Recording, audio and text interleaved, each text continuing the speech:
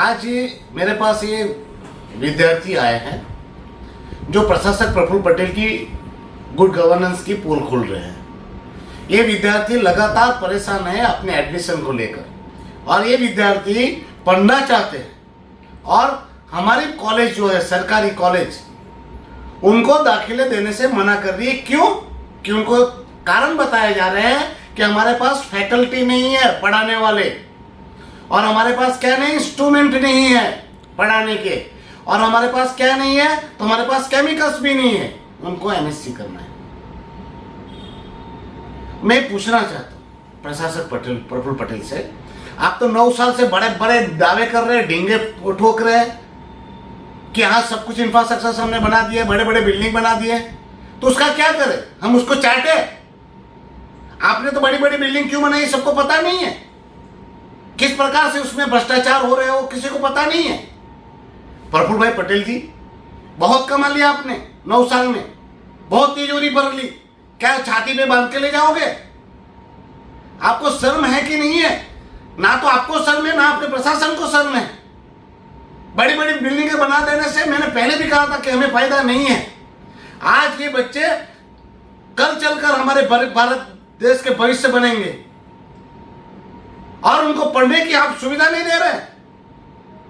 आपको मैं सबको कहना चाहता हूं, और प्रशासक प्रफुल्ल पटेल जी आप कान खोल कर सुन लीजिए, और ये आप एजुकेशन डिपार्टमेंट के अधिकारियों को आकर पूछिए, और ये मैं बोल रहा हूं गलत है या नहीं, या सही बोल रहा हूं।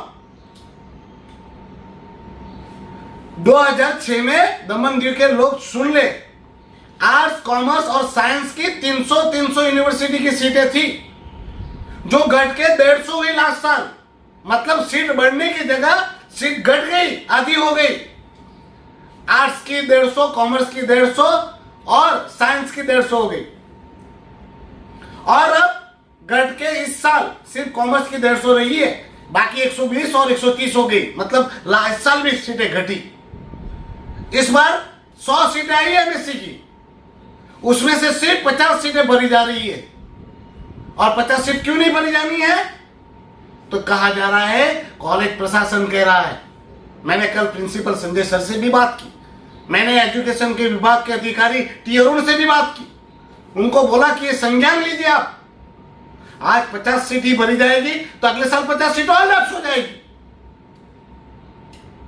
बड़ी बड़ी बातें करते हैं, पढ़ेगा इंडिया तो बढ़ेगा इंडिया, और प्रशासक प्रफुल्ल पटेल जी बड़ी बड़ी गाड़ियां लेके, काफिला लेके घूमते रहते हैं और बात करते हैं गुड गवर्नेंस की। आप 9 साल से कर क्या रहे हो प्रशासक जी?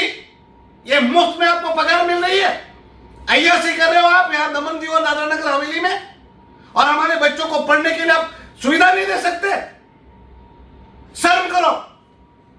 और दमन दीव के कुछ चाटुकारों को भी कहना चाहता हूं कि चाटुकारों, चाटना से बाहर जाओ और प्रशासक प्रफुल्ल पटेल से पूछो कि इंफ्रास्ट्रक्चर बनाए, कहां फैकल्टी?